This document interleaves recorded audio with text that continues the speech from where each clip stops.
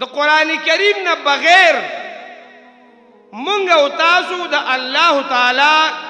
کما حقه معرفت نشو کولی څنګه چې معرفت پکار دی نو ګوره چې کله قرآن تعارف وکړي د الله چې الله وپېژنې نو چې څوک وپېژنې څه به ورسره کوي بیا محبت به ورسره کوي چې څوک وپېژنې نو ځان به ورته نږدې کوي د پېژنګلو نه بغیر نږدېکت هغه نه راځي یو سړی ته نه پېژنې ستا په زړه کې د هغه عظمت او مقام نشي راتلی د قرآن د وجې نه د انسان په زړه کې د الله عظمت پیدا کېږي د الله تعالی مقام او د الله سره قرب پیدا کېږي د قرآن کریم نوم چې دی قرآن نو دی کې اول لفظ څه دی قاف دی که نه قاف معنا قرب دې سره انسان الله ته نږدې کېږي قرب حاصلېږي ابن الاسیر رحمه الله تعالی یو روایت ذکر کړی دی هغه وایي ما تقرب متقرب الى الله تعالى بافضل مما خرج منه یعنی القرآن یو سړی چې دی الله ته په قرآن کریم باندې زیات نږدې کېږي بل داسې شی نشته چې انسان هغې سره الله ته نږدې شي د دې نه زیات په بل څه باندې نه نږدې کېږي زیات چې انسان الله ته نږدې کېږي نو په قرآن کریم باندې او د قرآن کریم سره چې کوم دی نو انسان الله ته داسې نږدې کېږي چې د ملأ اعلی یو فرد ګرځي پوهېږي د اعلی علیین یو فرد ګرځي انسان د کوم ځای نه راغلی دی د کوم ځای نه راغلی دی انسان د برې نه راغلی دی که نه یاره انسان چې کوم دی نو دا صرف بدن نه دی انسان روح دی او د ده روح د کوم ځای نه راغلی دی د برې نه راغلی دی که نه الستو بربکم وعده کوم ځای وه بره وه عالم ارواح کې وه انسانان الله تعالی د آدم علیه السلام د شانه پیدا کړي نو دا کوم ځای دا په عالم ارواح کې انسان چې دی نو دا یو مسافر دی زما وروڼو مونږ تاسو مسافر یو اولنی سفر چې شروع شوی دی نو دا د عالم ارواح نه دی دلته راغلی یو څنګه رالو اول د پلار شاته بیا د مور رحم ته بیا دنیا ته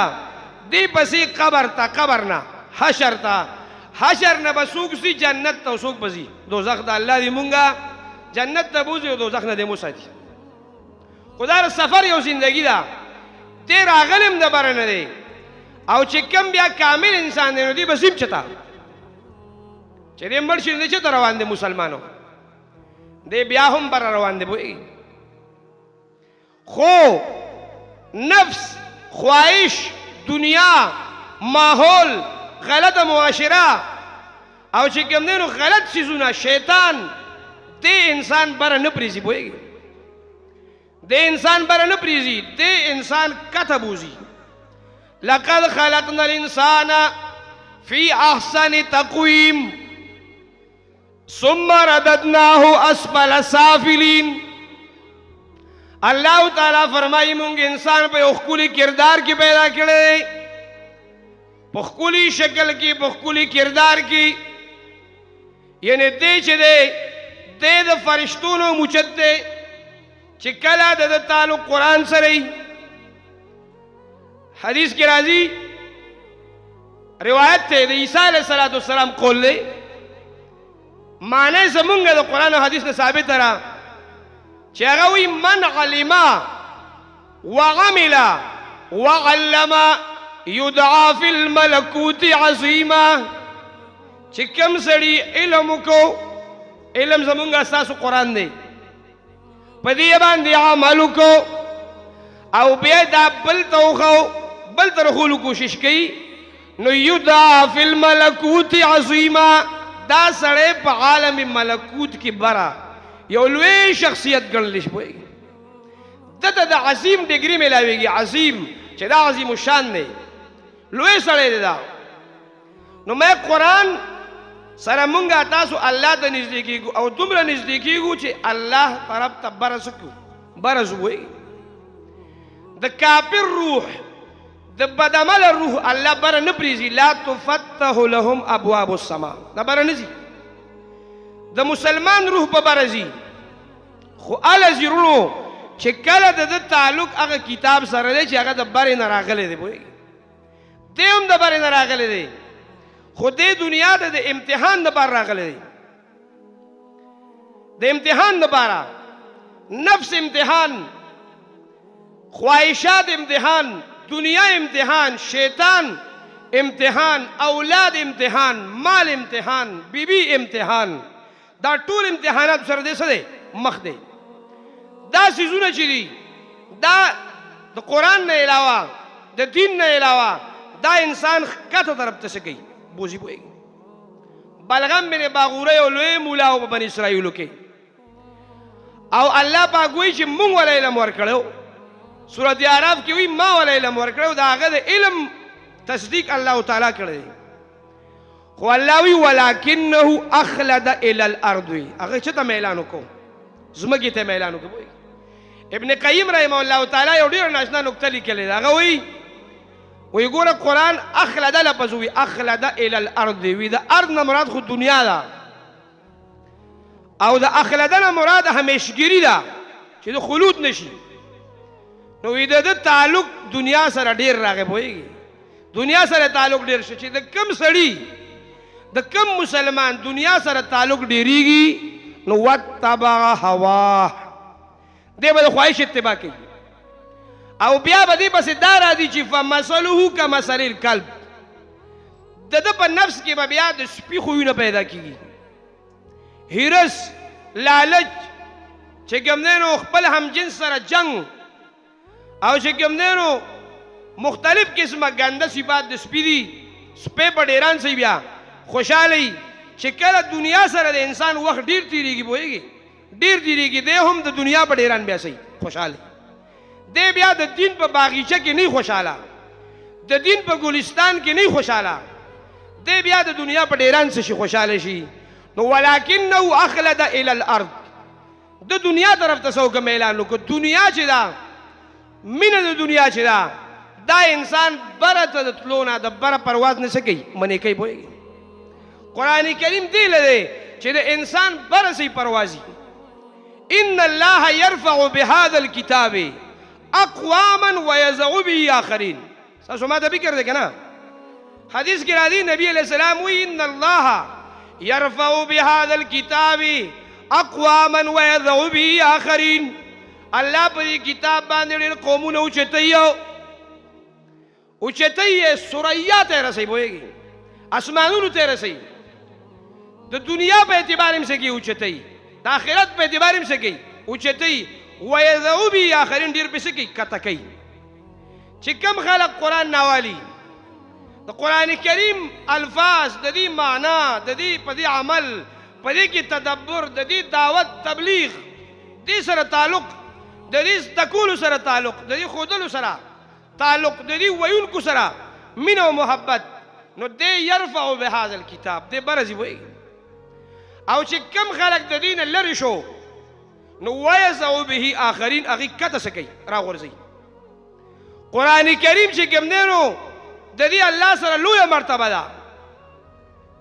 وانه لدینا لعلی حکیم الله وایي زما په قانون کې زما په نس باندې قرآن مجید ډېر اوچت دی پوهېږي لعلی ډېر زیات څه دی اوچت دی دومره اوچت دی چې مونږ تاسو د در اوچتوالي تصور نشو کولی پوهېږي دا څومره اوچت دی ځکه دا د الله تعالی کلام دی څنګه چې الله اوچت دی وهو العلی العظیم داسې د الله صفت څه دی اوچت دی چې کوم دی وانه لدینا لعلی حکیم ورونو دې انسان څه کوي اوچتوي دې انسان چې کوم دی الله ته نږدې کوي او د دې د وجې نه د انسان قرب دو الله سره راځي د انسان نزدېکت د الله سره راځي امام احمد ابن حنبل رحمه الله تعالی وایي ما سلزله په خوب کې الله تعالی د هغه دیدار وکړو د هغه د شان مطابق سلزله وایي ما دې راته تپوس وکړه چې الله تا ته انسان زیات په څه باندې نږدې کېږي الله طرف نه ماته هر ځل دا جواب راغلی دی چې په قرآن کریم باندې پوهېږي زما په کتاب باندې وی ما عرض وکړه چې الله که یو سړی صرف لولي وي که یو سړی صرف لولي نو هم پوهېږي لولي نو هم په دې الله ته انسان څه کېږي نږدې کېږي د دې وجې نه د نبي علیه السلام مشن زما ورونو دا و چې نبی علیه السلام 30 کاله زندگی تېره کړې ده نو هغه د الله د کتاب خدمت کړی دی د قرآن کریم خدمت یې کړی دی او چې کوم د الله امر یا ایها الرسول بلغ ما انزل الیک اے پیغمبر بلغ ورسوا بیا بیا ورسوا بلغ باب تفعیل لے تکرار دے بیا بیا ورسوا بیا بیا ورسوا ما انزل الیک هغه پیغام چې تا ته رالیږلی شوی دی او که چرې دا پیغام دې ونه رسو فإن لم تفعل فما بلغت رسالته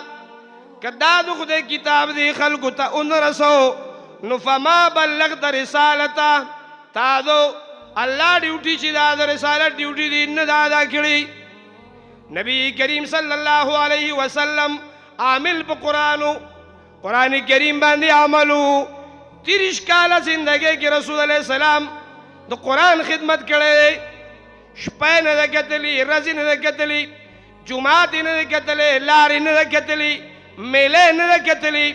هر ځای ته تللی دی او د رب کتاب یې بیان کړی دی مسلم کې حدیث راځي نبی علیہ الصلوۃ والسلام میله کې ولاړ دی نبی علیہ السلام میلې ته تماشو ده نه تو دعوت لتلو د دعوت لپاره تلو ولاړ دی اعلان کوي الا رجل يحملني الى قومه لأبلغ كلام ربي فإن قريشا قد منعوا كلام ربي اعلان کی پیغمبر علیہ السلام الا رجل خبردار یو سړی پکار دی یو بہادر پکار دی یو نر پکار دی چا ما خپل قوم ته بوزي او زالته کې د رب کریم کتاب بیان کم حضرت علی بیت الله کې نه بیانېږي مکه مکرمه کې نه بیانېږي نانا قریشو بیت الله کې د جمعات بیت الله کې د الله په کور کې د قرآن کریم په ویلو په درس پابندي لګولې ده پابندي وه نبی علیہ الصلوۃ والسلام باندې نبی علیہ السلام وایي زه جمعات پورې بند نیم مدرسې پورې بند نیم زه خو رحمت للعالمین یم قرآن هدى للناس دی زه وما ارسلناک الا کافة للناس یم ټولې دنیا ته یم چې کوم ځای کې صحیح د بیانولو موقع یې هلته څه کوم بیانوم نبی علیہ الصلوۃ والسلام دا شوق و چې قرآن څه کوم بیان کوم او حسان ابن ثابت رضی اللہ تعالیٰ عنہ دا نبی علیہ السلام صحابی شاعر دربار رسالت هغه د نبی علیہ السلام یو صفت کړی دی ډېر صفات د نبی علیہ السلام کړی دي په خپلو اشعارو کې او دا به هم وایي چې زه د رسول علیہ السلام صفت نه کوم بلکې زه خپل اشعار ښایسته کوم د رسول علیہ السلام په صفت باندې ما ان مدحت محمدا بمقالتي لكن مدحت مقالتي بمحمد ما إن رأيت ولا سمعت بمثله في الناس كلهم بمثل محمد زخبل اشعار په دغه خسته کومه نو هغه نبی علیہ السلام یو صفت کړی خو ناشنا دی خلق خو نن د نبی علیہ الصلوۃ والسلام صفتونه کوي که نه خو صرف هغه ظاهري جسماني صفتونه کوي د نبی علیہ الصلوۃ والسلام زلف مبارک داسې وي سترګې مبارکې داسې وي لاسونه مبارکې داسې وو قد و قامت داسې وو بېشکه چې دا هم څه دی بیانول فضیلت دی او پکار دی شمایلو د نبی علیہ السلام کې دا شته خو نبی علیہ السلام چې د دین کم خدمت کړی دی په کومه طریقې کړی دی کم دعوت چلولی دی کم مشن کم کار کم کاز د نبی علیہ السلام هغه هم خلکو ته څه کا بیان کړه نو حسان ابن ثابت وی نبی يرى ما لا يرى الناس حوله نبي يرى ما لا يرى الناس حوله ويتلو كتاب الله في كل مسجد داسې پیغمبر دی چې هغه ته هغه څه ښکاري چې موږ ته نه ښکاري وحي به راتله که نه جبریل به راته او ويتلو کتاب الله فی کل مسجد او دې د الله کتاب په هر جماعت کې لولي هر جماعت کې د الله د کتاب بیان کوي په ایمان وایي نن په هر جماعت کې د الله د کتاب بیان څوک کوي جواب را کې څوک کوي د الله د کتاب بیان په هر جماعت کې الحمدلله ثم الحمدلله دا اوس چې کوم دی نو شعبان او رمضان روان دي که نه زه تاسو ګورئ جماعت کې به دورئ بیٹک کې به دورئ کورونو کې به درسونه او په سوونو نه په زرګونو په دې ثوابۍ کې دي پوهېږي پاکستان پرېږده چې څومره درسونه د قرآن کریم کېږي او هر ځای کېږي ویتلو کتاب الله فی کل مسجد په هر جماعت کې د قرآن درس او دعوت مونږ سره د حسین علي صاحب رحمت الله علیه یو شاګرد سره زموږ ملاقات شو په 2015 کې او دا اخیری شاګرد د حسین علي صاحب رحمت الله علیه دا سعادت الله موږ لرا کړی دی امام شعبی ته چاوي وی صدق خوخي هغه ته بیت عال و اسناد عال خالی کور می خوخي چې بس ځان لم پکې او اوچه سند می خوخي مشر مفتی صاحب الله دی عمر کې صحت کې برکت واچي هغه په درس ترمذی کې وی چې په ټکسلا کې دو مولانا حسین علي صاحب یو شاګرد پاتې اخیری او هغه سره که څوک ملاقات کوي نو ورشه نو موږ لړو 15 کې 2015 ملاقات چې وشو مې حضرت تاسو چې کوم نه حضرت سره وخت تیر شوی دی خو مې دوه خبرې مې جی تاسو کوم یو دا مې دا خبره کیږي چې حضرت حسین علي صاحب وفات کېدو نو دا آیات په زبان مبارک کو چې وله الکبریاء فی السماوات والارض وهو العزیز الحکیم د سورۃ الجاثیہ اخیری آیات مې دا موږ اورېدلې دي استادانو نه خو مې تاسو په ذات د حضرت شاګردان یې مې دا خبره څنګه هغه وی د دې موقع حاضر زیما د حضرت ځنقدن چې وو وې زما په پتون باندې سر پروت وي زوی باغه مقاومه تا چې د حضرت حسین علي صاحب رحمت الله علیه شیخ المشایخ استاد الکل ځنقدن کله وي زوم وی صوبان جبه خزوله وی ما ولا مشر زوی ته وی مولانا عبدالرحمن صاحب ته چې حضرت کیا فرما رہے وی هغه چې وګ نږدې کې داسي وی چې حضرت د آیات وی چې وله الكبرياء في السماوات والارض وهو العزيز الحكيم طول عمر د توحید مسله بیان کړی و د لا اله الا الله صدای بلند کړی و د شرک مخالفت کړو توحید وفادار مسله چې وفات کیږي نو وی وله الكبرياء فی السماوات والارض دا سه آیات په زبان باندې جاری شو چې هغه د توحید مسله بیانوي له الكبرياء لا لغیره الكبرياء ردائي والعزمة ازاري له الكبرياء توحید مسله اخره کې مڅ شو بیان او بیا حضرت ساور کې وایي نو مې چې بل خصوصیت د حضرت سو دویم تاسو مې حضرت خصوصیت بیان کې وې دا ډېر خصوصیات او د حضرت مولانا حسین علي صاحب خو یو دا و چې د قرآن په بیان کې هغه مجذوبیت درجه ته رسېدلو د مجذوبیت درجه ته مې څنګه جی وې چې کم سړی به ملاقات درغه کنه رسول غورو کې دیتا یو مونږه تاسو پنځ پیریانیو اشاعتیانیو یا نور ملګری کم مسلمانان یو زمونږ مینه د قرآن سره وایي یو د حضرت مینه قرآن سره وګوره وې چې کم سړی به راغی کنه وی خیر بخیر به سره وکړو وی حضرت په خبرې نه کولې غلې به